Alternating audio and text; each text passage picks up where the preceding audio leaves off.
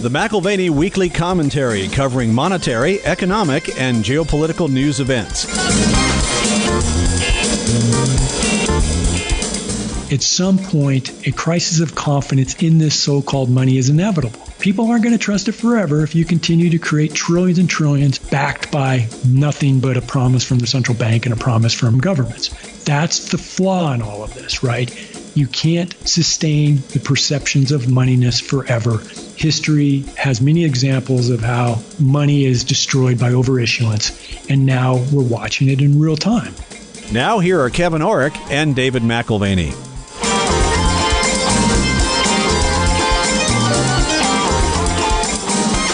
Welcome to the McAlvany Weekly Commentary. I'm Kevin Orrick along with David McAlvany. I'm really looking forward to the next 2 weeks, Dave. This week we've got, of course, Doug Noland on. And Doug Noland, he's been a master at analyzing the dangers of credit for the last 3 or 4 decades. He's now on the team. He was somebody that we've read for decades before he ever came on with you. And I love it. I love listening to you guys talk. He joined our asset management team 4 years ago, and time has gone by very quickly. Love working with Doug. When you work with people who are incredibly sharp, it sharpens you. Yeah. And I think the last 3-4 years have been... I'm grateful. I'm grateful for just being able to continue to grow and hone a skill set within the asset management space. Noland is someone who's very analytical. Next week, we have a person who is very analytical as well and actually loves the study of money and credit as well. So we go from Doug Noland this week to Richard Duncan next week. But they don't necessarily agree in outcomes. Well, you're right. There is a fork in the road. As they analyze similar things in terms of money and credit, there is the potential for a negative outcome in terms of Noland's analytical framework. And there's also a potential for a negative outcome in terms of Richard Duncan's framework, and that necessitates a different set of decisions. And so there is an inevitability to credit growth and expansion. For Noland, that comes at a high cost ultimately. And for Duncan, it also comes at a high cost, but that's why we must press on and press forward. I think about where the two of them agree. They would both say that we're past the point of no return, that money turned into credit, and we're now in a credit expansion. And what Duncan would say, Noland would say kicking the can down the road is ultimately going to end in dystopia. What Duncan would say is it's our only chance at utopia. And they both know that credit probably ends badly, but I think Duncan would just like to have it end badly after he passes away. That may be. So if we have a shot at utopia, let's spend a little bit more. And that's a little bit like looking at the hair of the dog as the real solution to a problem with alcoholism. Yeah, you're right. It will take away some of the consequence in the short run. Do you remember Ian McAlvany said a doctor told him to not stop smoking because he had smoked so much that it would probably kill him? That's right. You quit now and you're dead. That's really what we're talking about. Great back-to-back weeks here. I hope for the listener that they appreciate the tension that's created and the appropriate place to sit somewhere right in between, sitting with that tension and allowing that to sort of inform your more critical appraisal of the markets. Right. And it may create some aggravation. If you're not debating with the people you're listening to, you're not thinking, because you have to take the other side. You're going to be talking to people who right now believe the stock market and the credit markets can expand for forever. Well, how do you have an argument unless you've actually talked to somebody who believes that, who's actually analyzed that? Then there's the other side. Doug Noland would say, you know what? Economic history tells us, because what Duncan's talking about has never happened before. Credit has never expanded forever, and it's worked. What Doug Noland says is, no, economic history hasn't changed, and we will have a bad outcome. We need to be careful. Doug, we try to have you on the weekly commentary at least annually and talk about not only the credit markets, but what we're doing on the asset management side here in-house. And love your perspective. Of course, we get the benefit of that, not only from the Credit Bubble Bulletin, which you put out every Saturday, but also multiple times a week as we compare notes. You joined our asset management team 4 years ago. It's been an extraordinary experience working with you and learning from you. And, today I think it's fair to say the financial markets are in a late inning, if you want to borrow that picture of baseball. And if you look at valuations, things are pretty stretched. Looking at equities in particular. And while we as a group see reason for caution, if you turn to the markets in general, on any given day, maybe you've got a little retrenchment here or there, but it seems like caution in general has been thrown to the wind. Let's start with some context. First of all, you've been doing this for a long time. You've been in the short side or on the short side of the market since 1990 and writing the Credit Bubble Bulletin for 20 years. So I'd love for you to give us a little context for this market environment versus others you've seen in your 30-year career. Seen anything like this? And what is it most like? Good to be with you, David. Thanks for having me back. And it's hard to believe it's been 4 years already, right? But it's been great to be part of the team, part of the organization. So, I'm just thrilled with, what we're putting together. This is crazy, right? And I often say from a bubble analysis framework, things get crazy at the end of the cycles, and that's where we are. As far as what this reminds me of, over the last couple of months in particular, there are elements of 1999. We have this whole Robinhood trading dynamic. In many ways, this speculation today is much broader than it was in 1999, which in 1999, it was kind of isolated in internet stocks and some of the big tech stocks. Now it's throughout the entire marketplace. And in 1999, even when we went into the first quarter of 2000, we started to see this big divergence between deteriorating industry fundamentals. Yet the market made this final moonshot to end the move in the first quarter of 2000. So it reminds me of that in a way. It also has elements of the period 2007, 2008. And from my framework, the mortgage finance bubble was pierced back in the spring of 2007. That's when subprime erupted. That was kind of the beginning of the end of the mortgage finance bubble. But that didn't stop the markets from going to all-time highs, in the fall of 2007. You had Fed rate cuts, et cetera. The market turned very speculative and completely ignored what was unfolding, crisis dynamics, the bursting of the credit bubble, economic fundamentals, completely ignored it. But, I'll see the bottom line is, this market environment, it's unique. The economy contracted at a 33% annualized pace during the second quarter. It's, that's an unbelievable contraction, yet stocks posted their strongest gains in almost 20 years. Stock gains were, of course, powered by this unprecedented monetary and fiscal stimulus. And, this extreme policy response unleashed these powerful short squeeze and the reversal of hedges. So, I've seen a lot in the past 30 years, but this is something different. This is a whole new degree of excess from my analytical perspective. So you talk about broader speculation than in 1999, not just tech like we had in 1999. And I think about past periods of credit excess. At one point, to think about credit bubbles was really to think about bank credit. Now we have other and larger conduits for the creation and distribution of credit.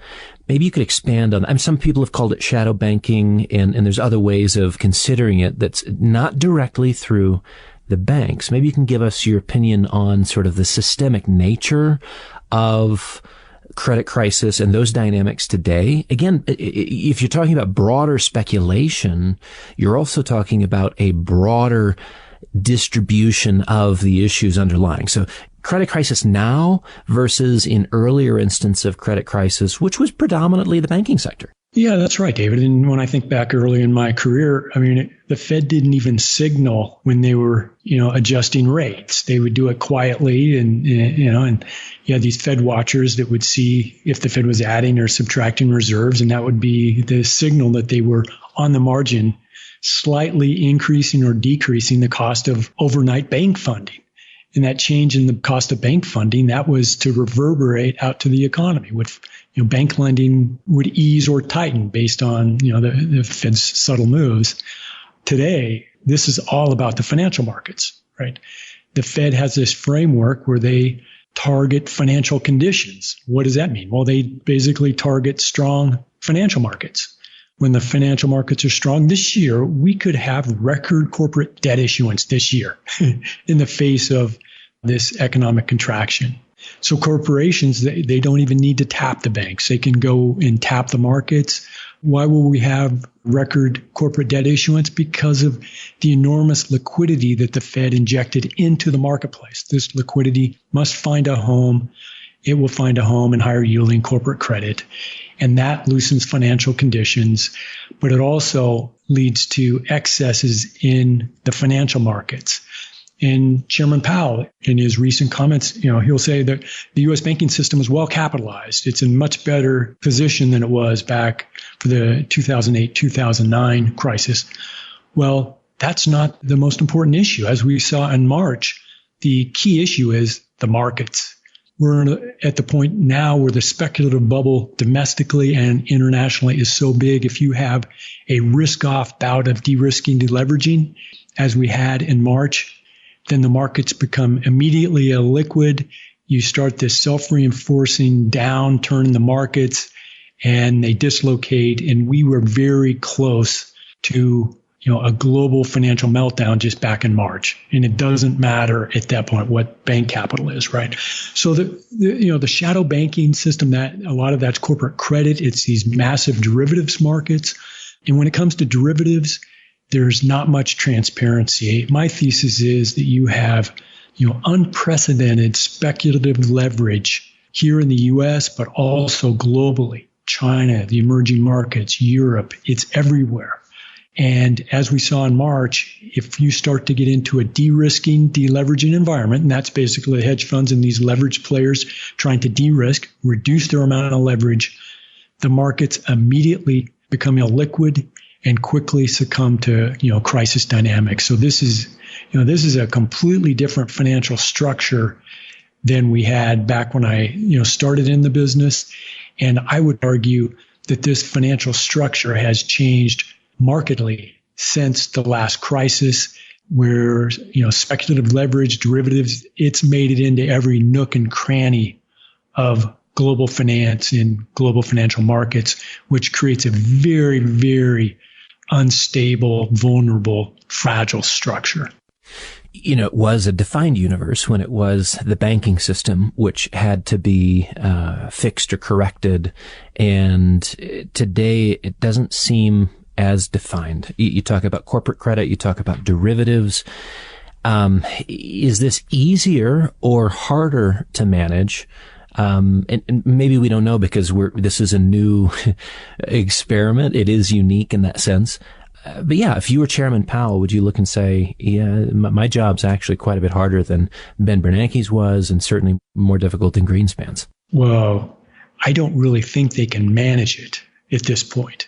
But what they can do is take aggressive measures to ensure that the bubble either reflates or continues to inflate. That's the dilemma. Contemporary finance, it works miraculously as long as it's inflating. And what do I mean by that? As long as credit is expanding rapidly, as long as the leverage speculating community is adding leverage, as long as investors in the U.S. and globally are confident, believe in the central bank backstop and want to continue to purchase more and more risk assets, then this structure seems like it's bulletproof, right? It seems like the Fed has it all under control.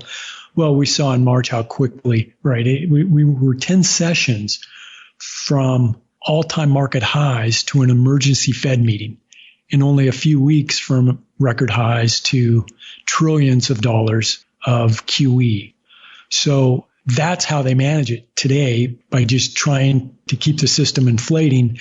And that's dangerous because that just leads to greater speculative excess, bigger bubbles, and more fragility. And in the future, the markets assume only greater monetary stimulus, and it kind of feeds on itself, in this late cycle dynamic of aggressive policy and aggressive market speculation.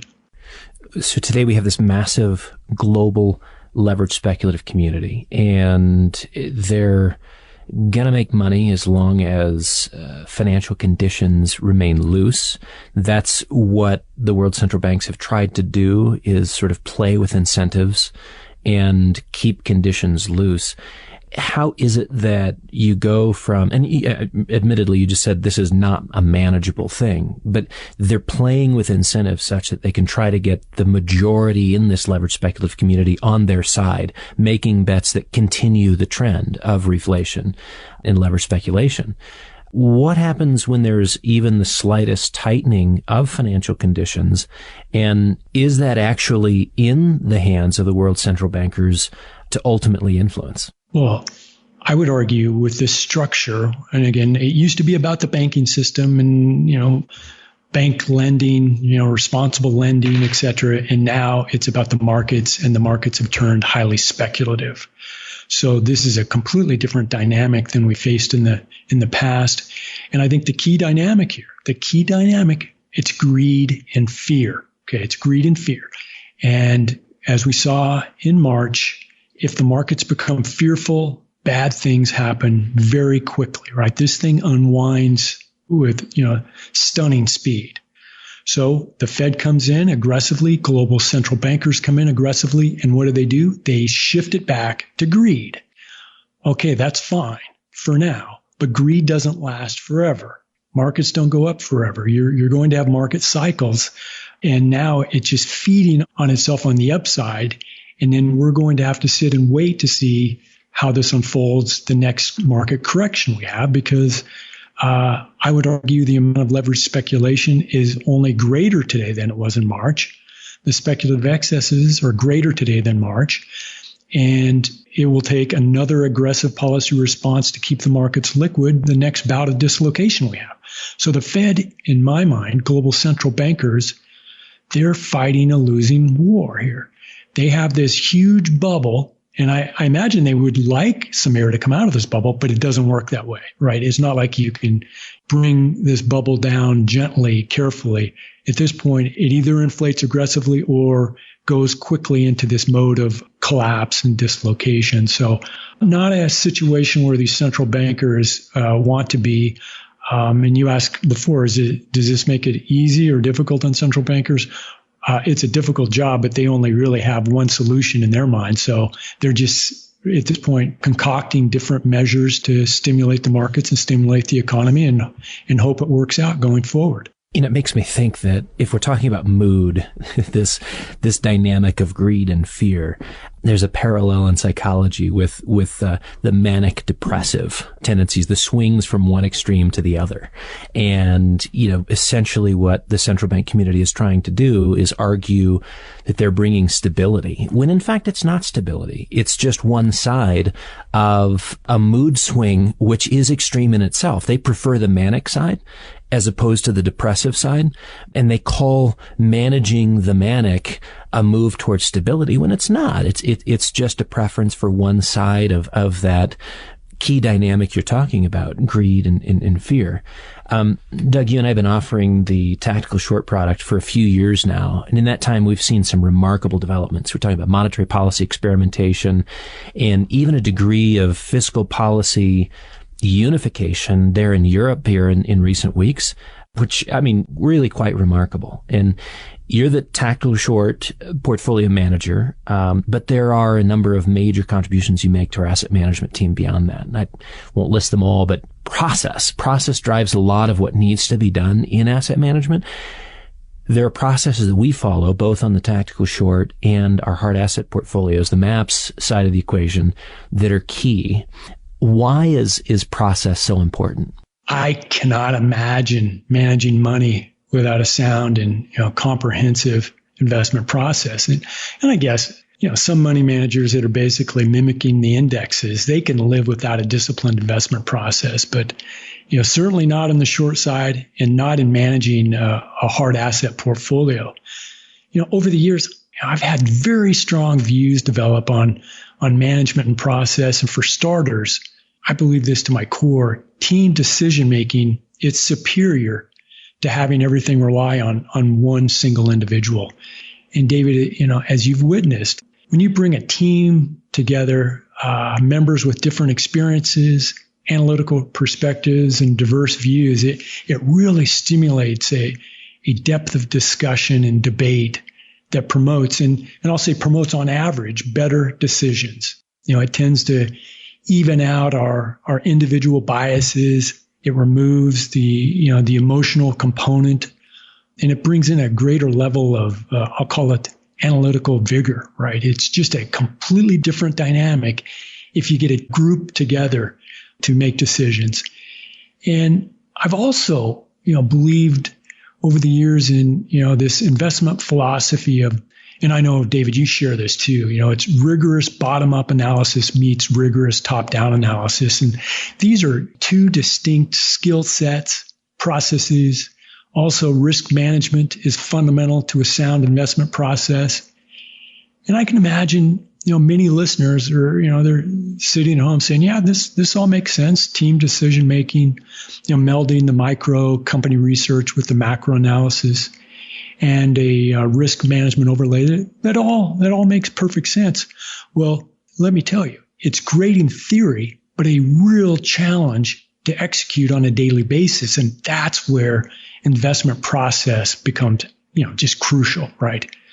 There has to be a systematic process for the analysis, for the decision making.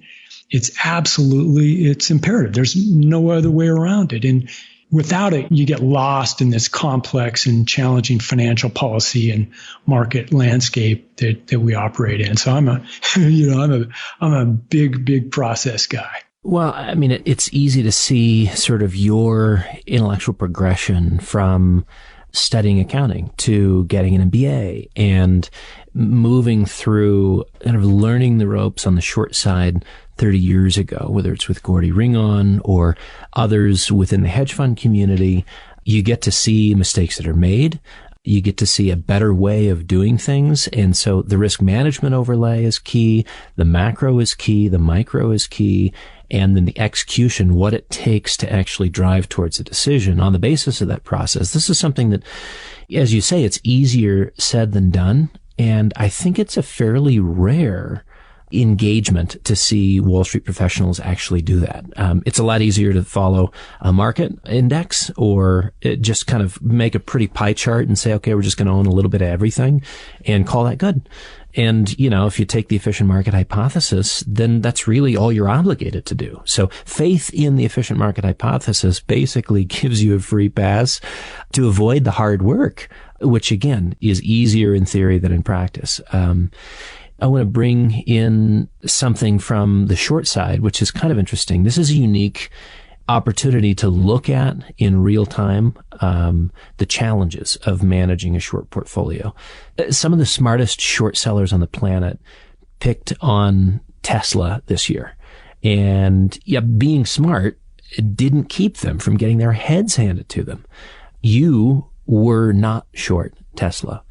So simply, what kept you from playing that game? Sure, David. And to follow up on your previous question or discussion as far as process, what also has had an impact here is in the marketplace, everyone just believes in the Fed. They believe that the markets always go up.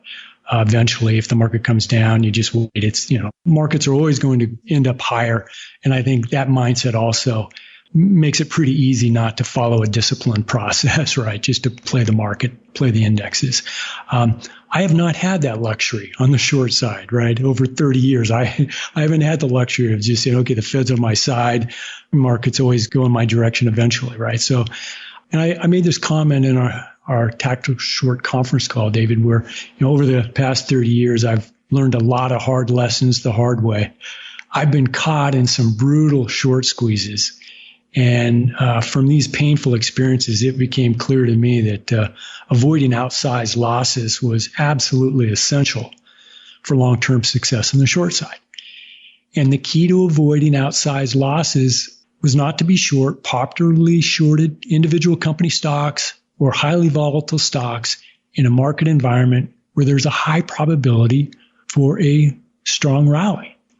There was a huge amount of shorting and hedging back in that March-April period of market instability. And then you had the Fed inject $3 trillion into the marketplace.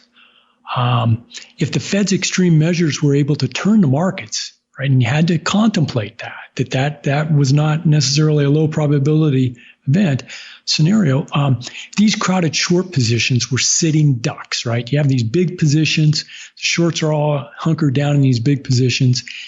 If you have a speculative marketplace all of a sudden rallying, it's going to gravitate to these names. It's going to force these stock prices higher, and it's going to force the shorts to cover and panic on the short side. And that's what's called a short squeeze. You can see huge price gains in a short period of time. I mean, Tesla, right? It was up hundreds and hundreds of points quickly. The stock at one point was up 300% year to date. So the risk in heavily shorted names becomes so high that my investment philosophy, it dictates that I avoid them. In many short analysts, and I mentioned in Tesla, some of the smartest, most experienced short analysts in the business were caught in this short squeeze. They focus on individual company fundamentals and potential rewards in shorting fundamentally suspect companies. That's their primary focus. Over the years, I've learned to start the analysis differently. I begin with the top-down analysis and an assessment of risk before I start thinking about potential rewards.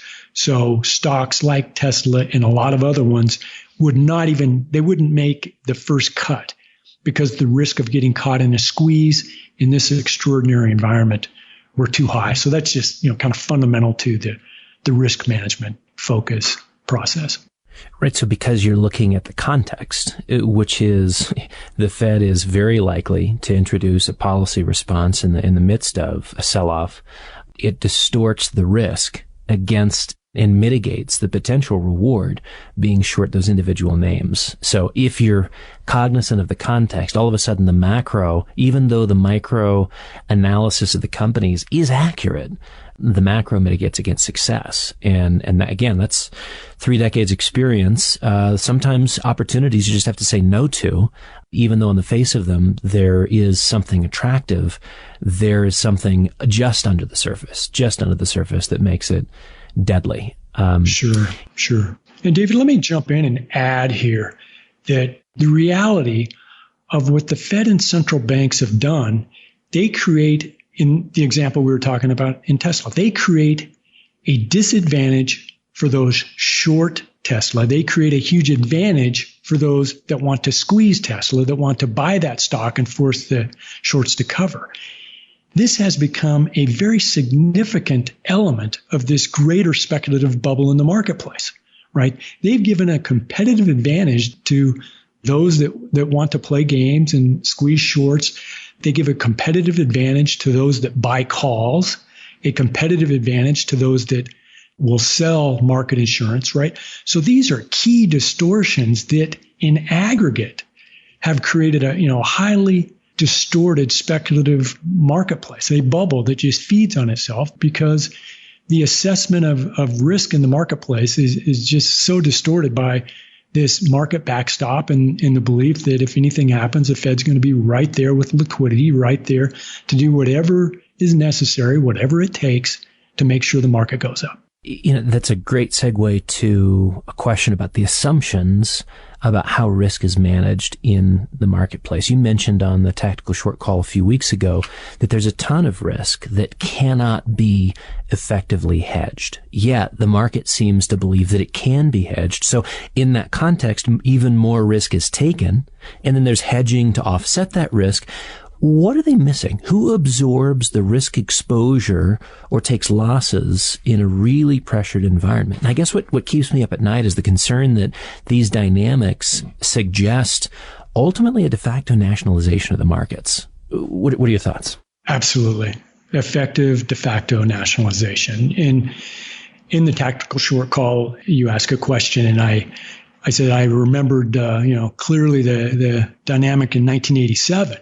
Because I watched the crash in 87 on a Telerate screen, and I mean, I was just fascinated with the markets, fascinated with the macro analysis, and really that launched my passion for the markets. But after the 87 crash, there was a lot of focus on portfolio insurance. It was this new strategy where, why not play the upside of a very speculative market in 1987, believing that you had this other portfolio insurance strategy that would protect you on the downside, and basically you were buying market insurance And then the person that was selling you that insurance, the institution that was selling you that insurance, if the market started to go down, they would short S&P 500 futures to provide them the cash flow to pay on this insurance that they had sold to these institutions. Well, yeah, right. As soon as the market starts to break to the downside, it was just overwhelmed with this selling.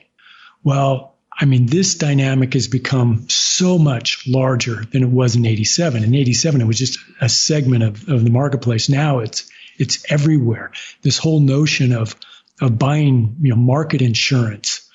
The entire marketplace could go out today and buy out of the money put options. Let's say they buy put options at 10% below where the market is today. That means if the market goes below 10%, then they make money in these options. So all participants could go out and buy these put options and believe that we're protected against a significant market fall, that we basically locked in the entire bull market. Well, isn't that wonderful? Well, the reality is whoever is selling this insurance, as we saw in 87, if the market starts to go down, they have to sell something. They have to short stocks. They have to short ETFs, futures. They have to short something so they're protected to pay out on this insurance that they've sold or written. So the problem becomes, and it's called dynamic trading, delta hedging. The sellers of this insurance, basically it's a computer program that says, okay, if the market starts to go down, I have to sell some here to protect myself.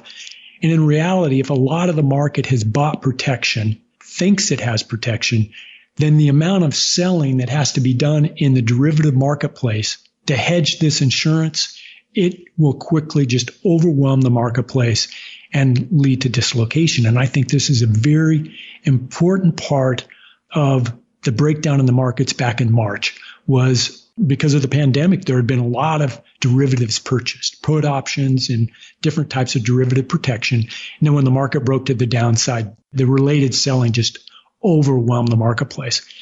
I'll stretch out this answer just a little bit because what comes to mind also is one of the early CBBs, I did this little fictional piece. I thought I'd dabble in fiction, and it's tough. I don't do that much anymore. But I wrote about, I think I titled it The Derivative Story, and I talked about this little town on the river that, it's just a sleepy little town because nobody's going to build on the river because you can't buy insurance, right?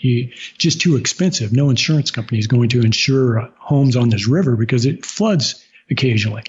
Well, over time, there's a drought and writing insurance becomes highly profitable. So all of a sudden, a bunch of companies come in and are selling insurance. So people start to build on the river. And the building kind of takes, the building boom takes on a life of its own. And those that have been writing the flood insurance during a drought are making a lot of money. So more people are building, more players come into the insurance market, writing more insurance. And you get a lot of speculators writing insurance with no plan to actually be an insurance company. They think if it starts to really rain, they're going to buy reinsurance in the reinsurance market. They're just going to offload the risk to someone else.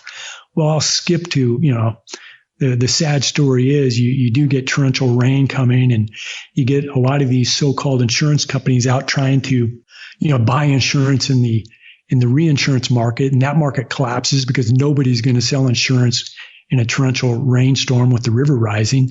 And at the end of the day, the insurance market collapses because these insurance players don't have the wherewithal to pay when the flood comes in and you have a big wipeout. So not only do you have this big financial dislocation, you end up at the end of the day having huge losses, much greater losses than you would have had without the insurance. Why? Because you had all this risk taking. Because you could get this cheap insurance, everybody wants to build on the river, right? Everybody, and you're going to build lavish homes and it's great. And then eventually the flood comes. And what's different in real life than in my little derivative story is here, central banks, at least for a while, can control the rainfall. So they can control the rainfall, and everybody wants to write flood insurance. Everybody wants to build on the river. Everybody wants to take risk. Well, the problem is at some point, there will be a flood. So I'm going to connect a couple of things here because, on the one hand, you've got monetary policy, which is deliberately keeping interest rates at a lower level. You see that with the Bank of Japan now for many years, yield curve control, as they're popularly calling it today. but it's, the ECB and the Fed and others as well. So we have low rates. And yet you've got groups like insurance companies and pensions, which have to meet a certain income expectation to meet their liabilities. And so, fast forward, we have things like CLOs, which have found their way into pension and insurance portfolios to boost yields. And, it's just, what are the issues that are likely to arise from the pensions and insurance companies getting sort of loaded to the gills with CLOs? Kind of feels similar to what we had in 0809, CDOs, CLOs. We even had CDO squareds. I mean, it was just exotic financial products that were used to boost yields. And everybody assumed, well, I've got a longer time frame, so it doesn't really matter if it gets priced lower. Doesn't bother us because we're long-term players. That's the nature of a pension fund or insurance company.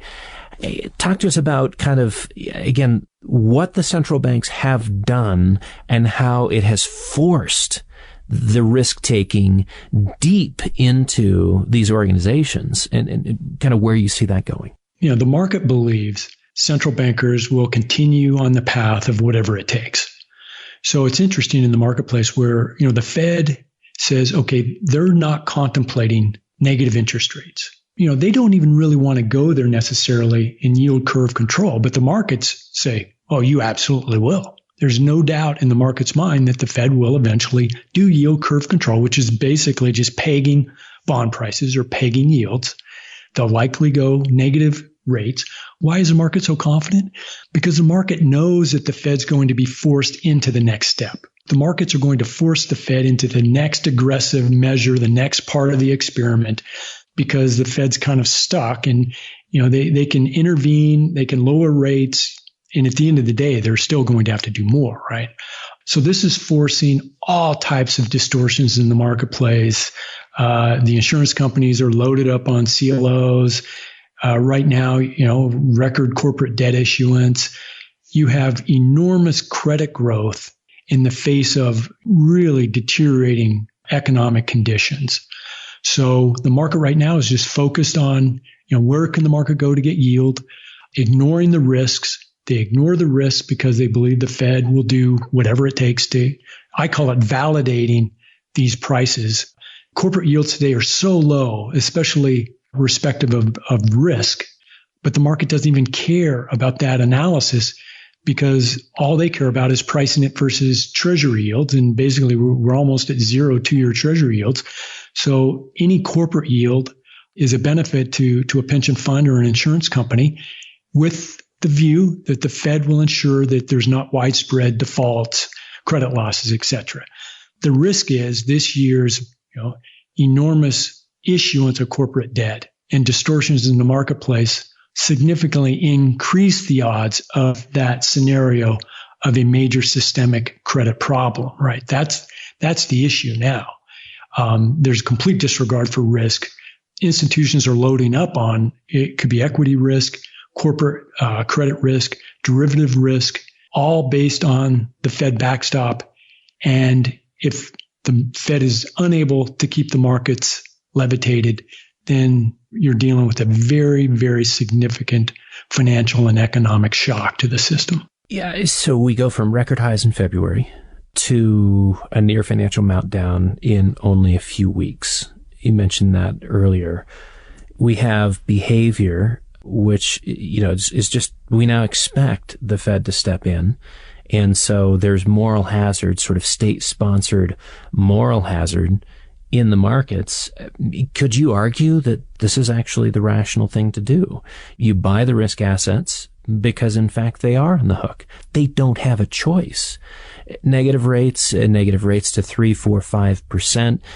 What that argues is maybe you do go out and buy German bunds at negative 50 basis points, and it's going to be a major capital gains winner for you. I mean, this is a really interesting time where what is rational in terms of being able to play out the step sequence or the chess moves of the world central banks is also incredibly dangerous. David, I focus foremost, on this bubble analysis and bubble dynamics. And, I believe this framework, this analytical framework, it's invaluable for understanding both the markets and policy. Both of us, we've studied financial history.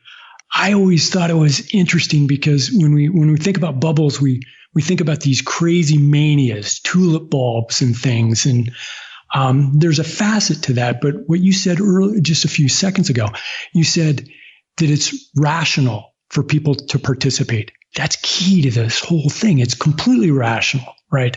That's the danger. It's rational to buy Tesla. It's rational to buy corporate debt. It's rational to buy bonds, treasuries. It's all rational because of this perception that the risk is low because of the central bank backstop, and you have to participate in these markets. You have no choice, right? There's career risk. There's all types of risk. So you basically just have to jump on board and believe that the system's sound, believe that central banks have it all under control, and believe at the end of the day, it's all going to work out fine. I just don't think it will, right? I just think we're at these are all dynamics consistent with the late phase of really a super cycle, a very multi-decade bubble. And as I said, things get crazy at the end of cycles. They get really, really crazy at the end of a super cycle because things become so distorted. It seems like one of the distortions, we go back to the D word, derivatives. We spoke about them earlier, and I read an interesting Goldman Sachs commentary on the increase in the use of options. And what kind of market do we have when derivatives trade in higher volumes than the underlying assets themselves? I mean, isn't that fascinating? It is fascinating. It's also scary to me. These derivatives, right now, in March, it was the put options that kicked in, right? People had bought market protection below the market. They call it out of the money puts.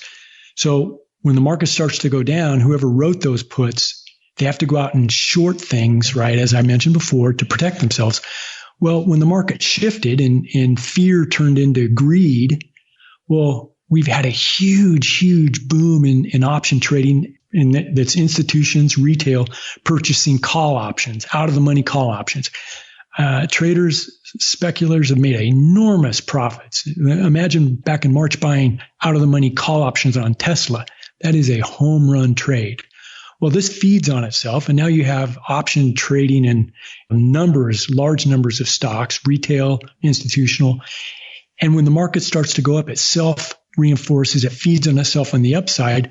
Whoever wrote those call options out of the money, when the market starts to rally, they have to buy the underlying instruments as the price goes up. They have to buy Tesla to protect against call options that they've sold to someone. Well, the risk is that leads to a market melt up. And I had mentioned the first quarter of 2000 as a similar dynamic. This is much more pervasive in the marketplace. You get a market melt up, which creates a lot of fragility.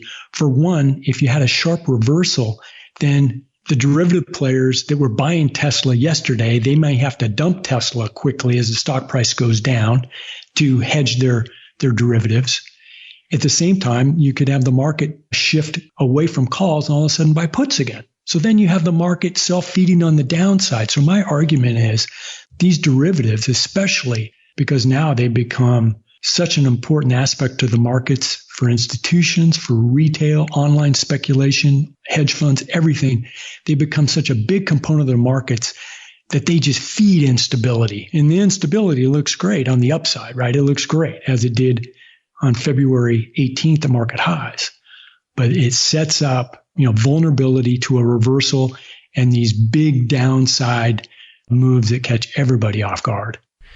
So let's back away from it's not exactly minutia, but some of the details of the financial market and look at a broader picture here. Because when you're talking about instability or uncertainty, not all of it is financial market. China. What is your perspective on the Chinese credit markets? And then secondarily, just to order our conversation, talk to us about the geopolitical tensions that are brewing there. China, the rest of the world, China and the U.S. So again, credit markets first, and then the geopolitical aspect second. as an analyst of credit and bubbles, and I'm repeating myself, I say this often, I look at China in awe. I look at their banking system, during this, decade cycle here, the banking system there has gone from, 8 trillion to approaching 45 trillion. You look at their numbers today, they had $3 trillion of credit growth in the first half of the year. That's more than we had during the boom year of the entire year of 2007.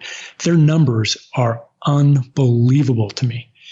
And we're at the late part of the cycle, and I talk about the terminal phase of credit excess at the late part of the cycle. What you do is you have rapid growth of credit, the quantity of credit, but you also have a very significant decline in the quality of credit. So if you imagine this hypothetical chart of systemic risk, it grows exponentially.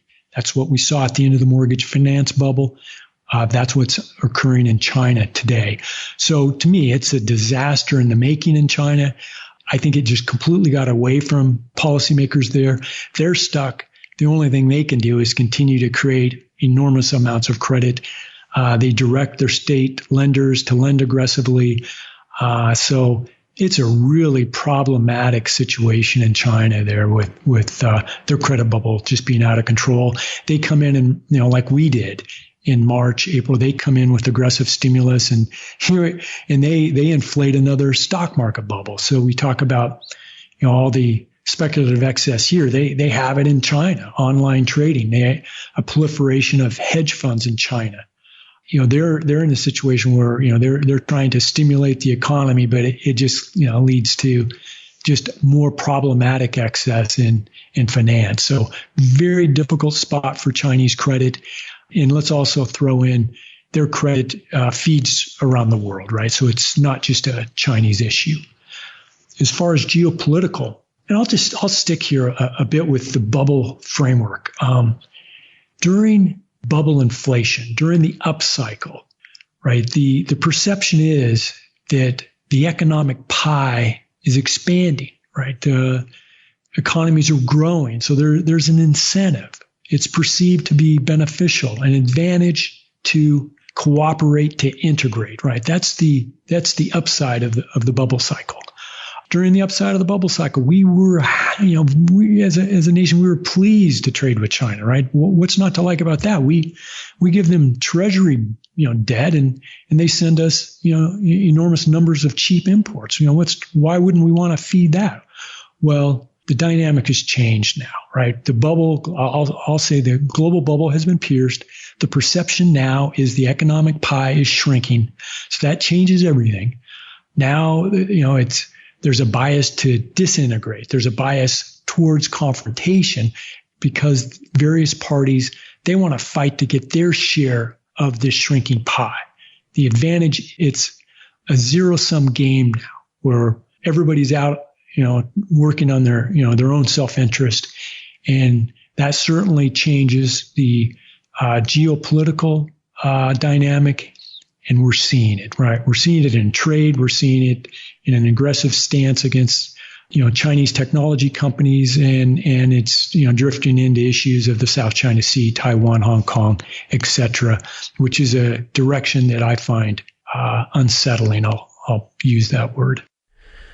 When the financial markets begin to struggle and it feeds into the larger economy, you can end up with political issues. And so to see a migration of concern into the political spheres shouldn't surprise us that we've seen a consolidation of power in China and strongman dynamics all around the world in this context of global disintegration. As you described it. So as we described earlier, it's rational for people to participate in credit expansion and speculation.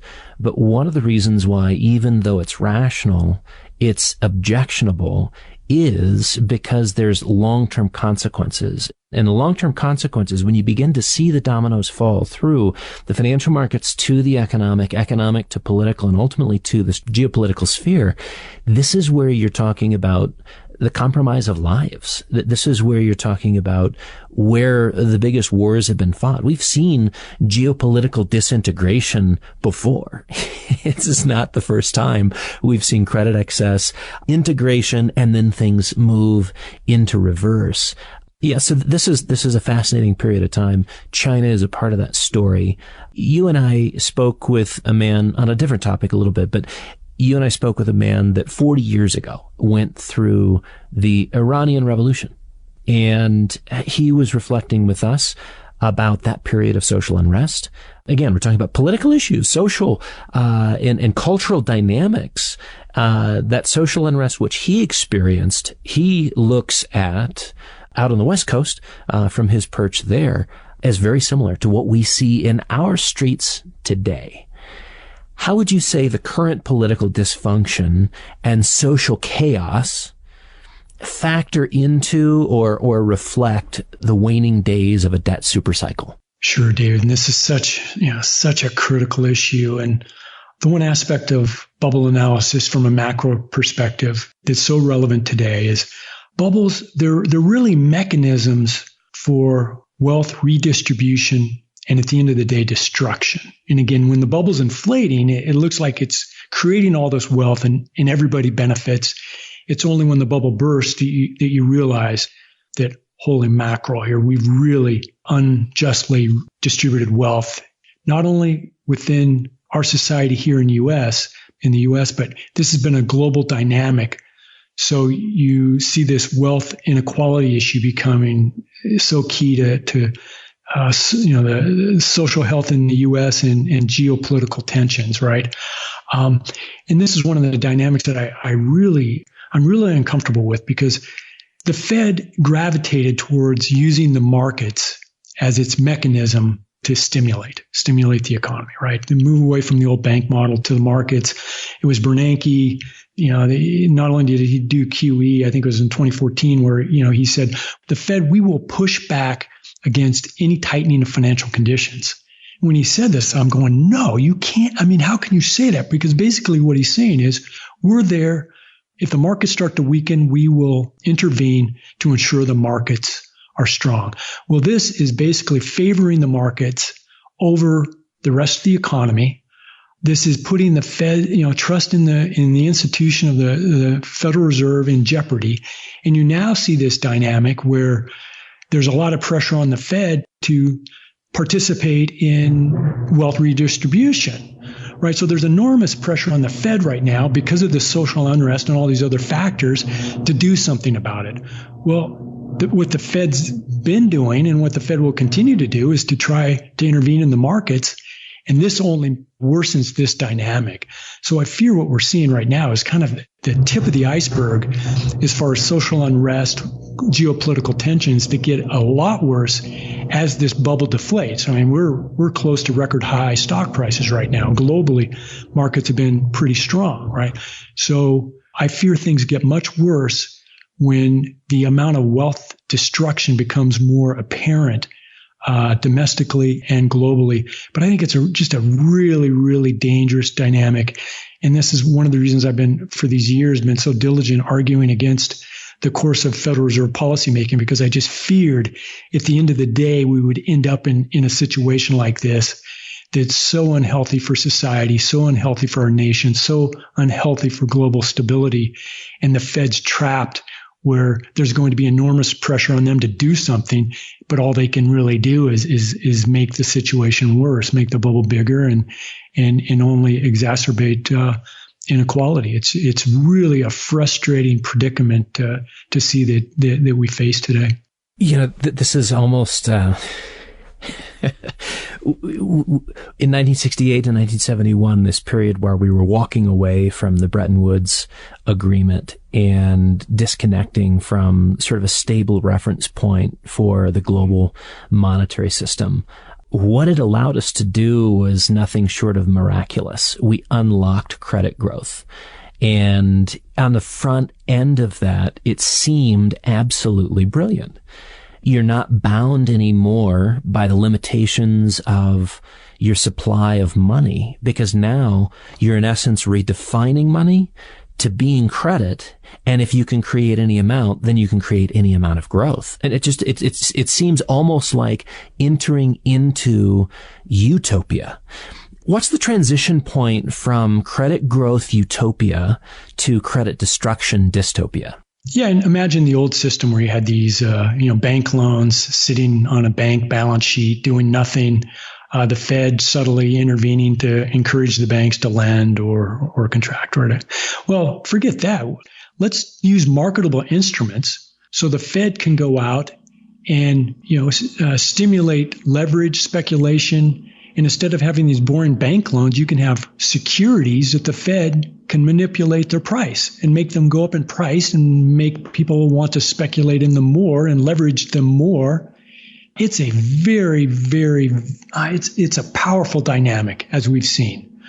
Back during the mortgage finance bubble period, I talked about this concept of the moneyness of credit. And what made that very dangerous, that bubble, was that we were transforming very risky mortgage securities into they were AAA rated, perceived liquid and safe instruments. And I've always argued if you have a bubble financed by junk bonds, it's not, it can cause some havoc, but it's not going to get deeply systemic because you can only issue so many junk bonds before the market says, wait, no more junk bonds. I got enough. I don't want any more junk bonds. Well, that ends the boom. If you have a boom in money, wow, because money, and this is my own definition, it enjoys insatiable demand, right? It's an instrument perceived as safe and liquid. People always want more of it. So if you have a boom, a bubble financed by money, this thing can go to incredible excess because it can go for a lot longer and to greater excess. What's the problem? Where's the flaw in the miracle? Well, if you greatly increase money by expanding risky instruments, it's only a matter of time. We saw this in the mortgage finance bubble period when people recognize, that AAA is not really AAA. It's not safe. It's not liquid. So what we're doing now and what makes this bubble so dangerous, I call it the granddaddy of all bubbles. This bubble, it's gone to the heart, the very foundation of global finance, and that's central bank credit, sovereign debt. We now see they're creating trillions of central bank credit on a whim. We'll have a fiscal deficit this year approaching $5 trillion. Could be, trillions more next year.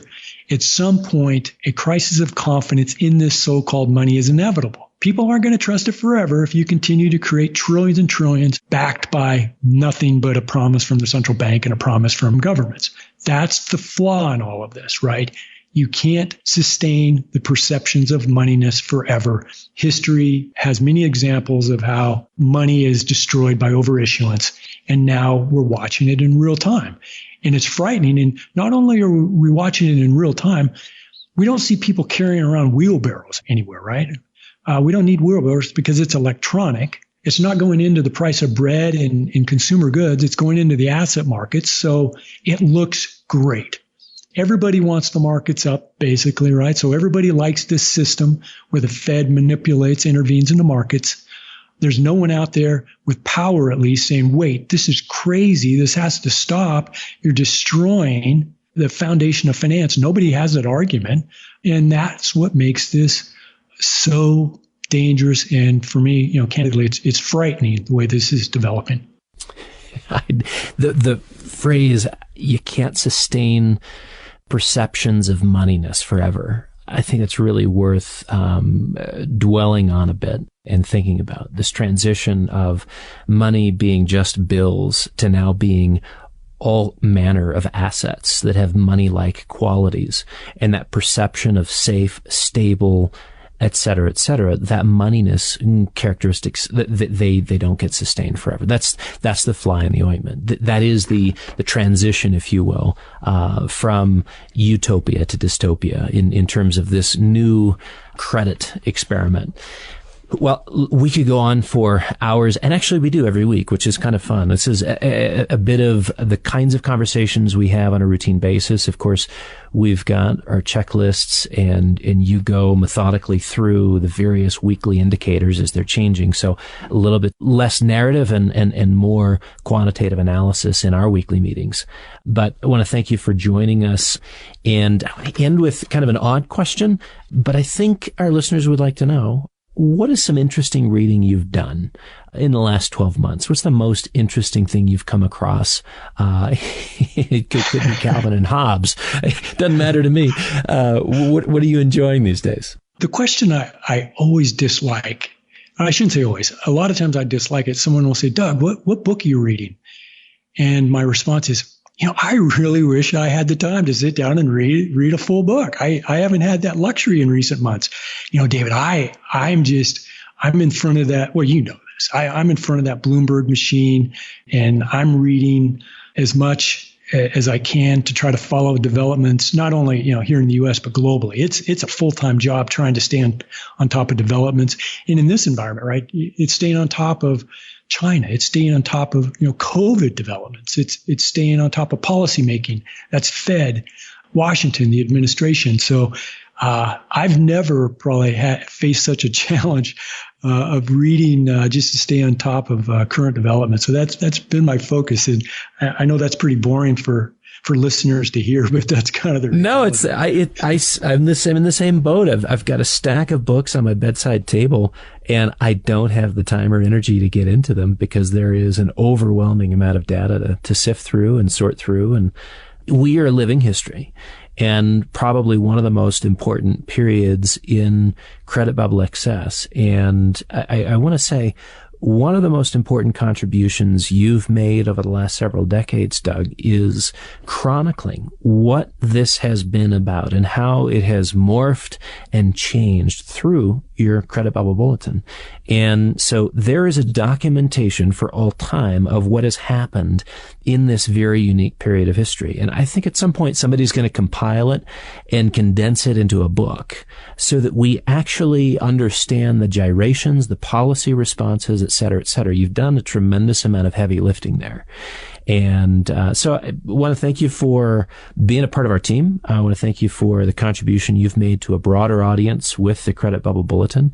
And the hours that you are locked in front of that Bloomberg machine, it's deeply appreciated. So many more people benefit from that. And I think probably more gratitude should be expressed to you. Hopefully some of our listeners will do that. So thanks for joining us on the commentary today. It's been great. And David, I want to add here, thank you for everything you do. What you do for our investors, what you do for me, our team, the organization, for your listeners. I mean, you're an incredible individual, and I'm honored to work alongside you. And thanks for having me on today. Thank you very much. You've been listening to the McAlvany Weekly Commentary. I'm Kevin Orrick along with David McAlvany and our guest today, Doug Noland. You can find us at McAlvany.com, McAlvany.com, and you can call us at 800-525-9556. This has been the McAlvany Weekly Commentary. The views expressed should not be considered to be a solicitation or a recommendation for your investment portfolio. You should consult a professional financial advisor to assess your suitability for risk and investment. Join us again next week for a new edition of the McAlvany Weekly Commentary.